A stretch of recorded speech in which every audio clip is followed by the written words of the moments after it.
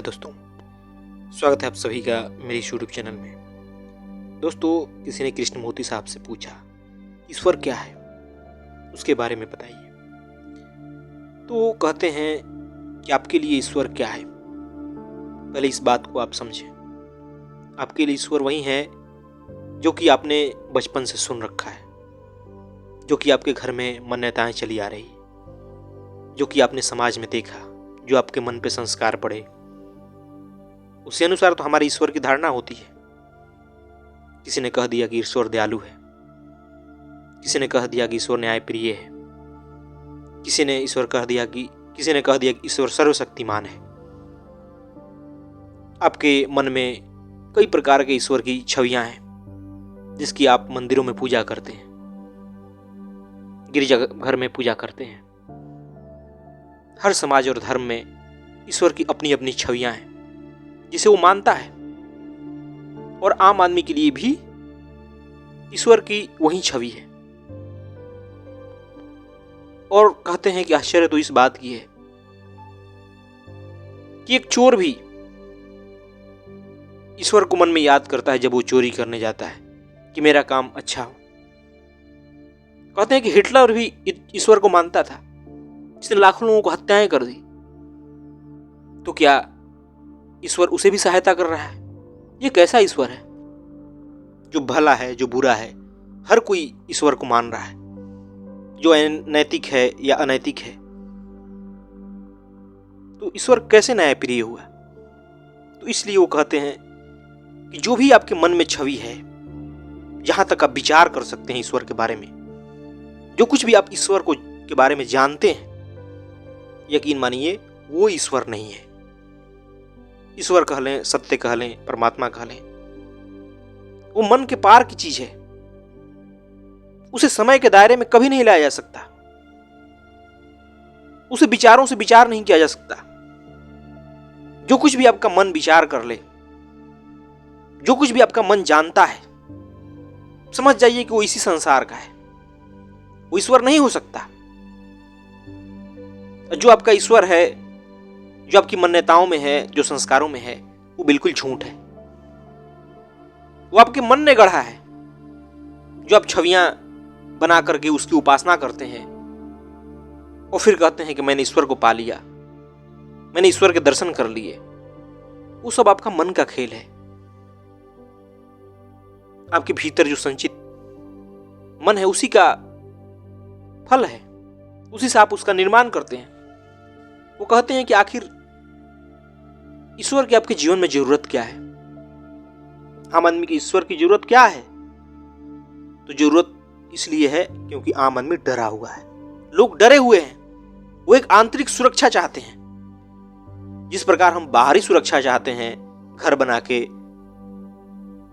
और भी कई प्रकार से, ताकि हमारे ऊपर कोई जंगली जानवर ना हमला कर दे, हम सर्दी से बचें, ठंड से बचें, सूरज की ज्यादा तेज धूप से बचें, बारिश से बचें। ये सब शरीर की सुरक्षा के लिए ही तो है। उसी प्रकार हम आंतरिक सुरक्षा भी करते हैं। जो हमारा भय है कुछ अनहोनी होने का, कुछ हमारे साथ बुरा ना हो जाए, उसके लिए हम ईश्वर की उपासना करते हैं। हम कहते हैं कि हमारी भगवान मदद करेगा, भगवान मेरे साथ है।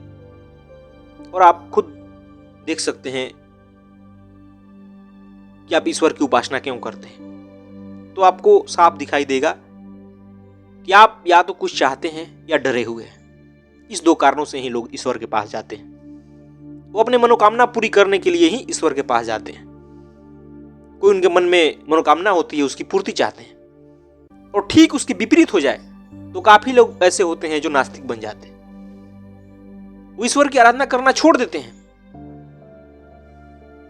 और वो कहते हैं कृष्णमूर्ति साहब कि जो लोग भी विश्वास के द्वारा ईश्वर को पकड़े हुए हैं या ईश्वर को छोड़ रहे हैं, जैसा कि हमारे देश में विश्वास के द्वारा ही ईश्वर को पकड़ा गया है कि हाँ ईश्वर है, उसके बारे में कोई कुछ नहीं जानता, बस उसे सदियों से बताते आया है, वो अपने घरों में दिखता है, बस उसे मान लेता है कि ईश्वर है।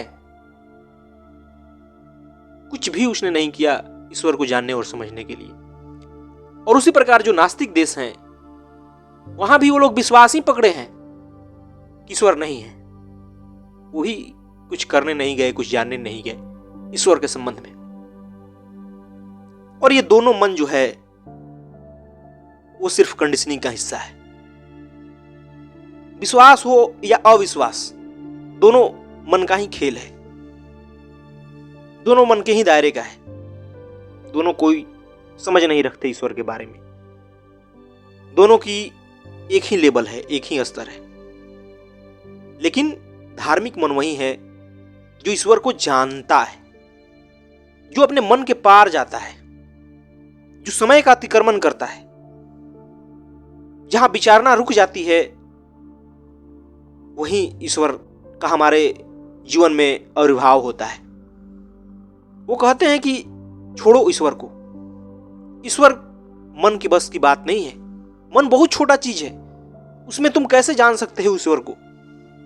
बहुत छोटा है, बहुत सीमित है मन। दुनिया भर की चीजों से मिलकर बना है और दुनिया भर की चीजें क्षणिक होती हैं, परिवर्तनशील होती है। उससे बनने वाला जो चीज होगा, जो मन है, वो कैसे अनंत हो सकता है, कैसे वो पूर्ण हो सकता है?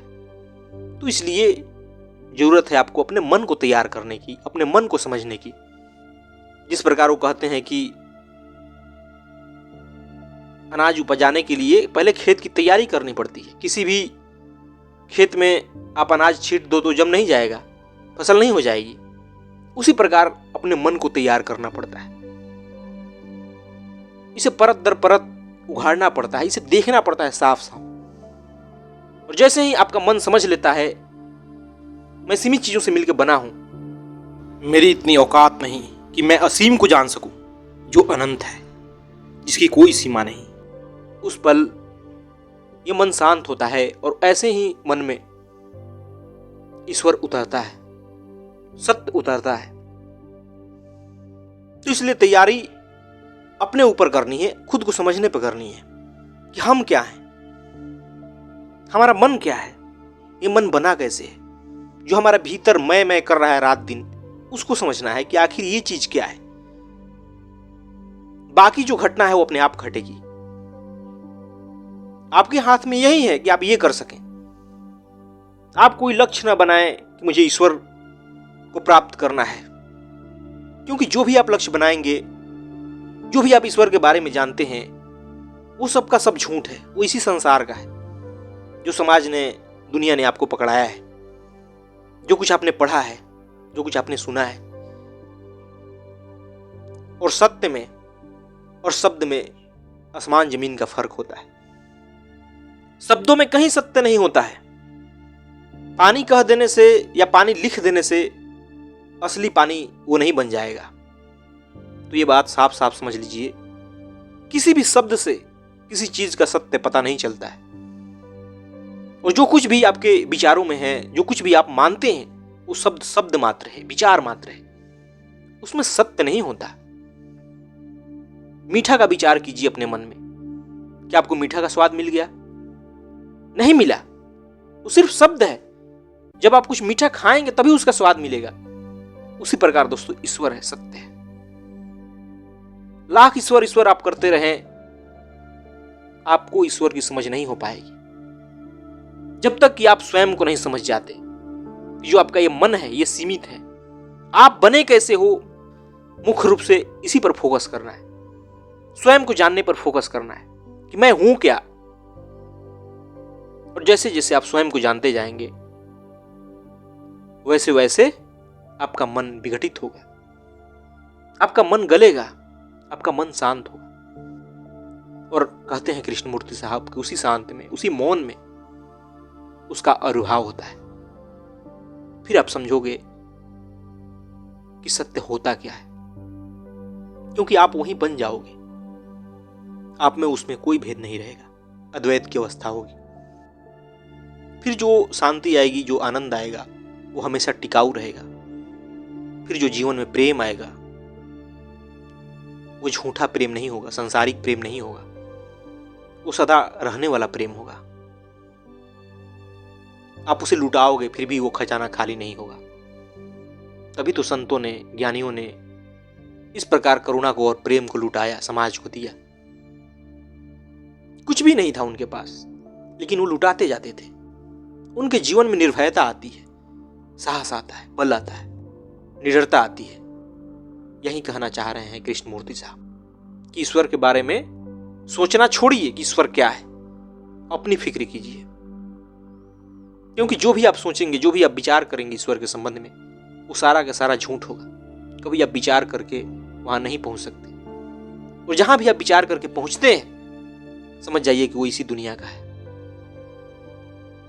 सत्य तो वहां है जहां विचारों का अंत हो जाता है, जहां मन पहुंच ही नहीं सकता, मन का अतिक्रमण करना पड़ता है। धन्यवाद दोस्तों।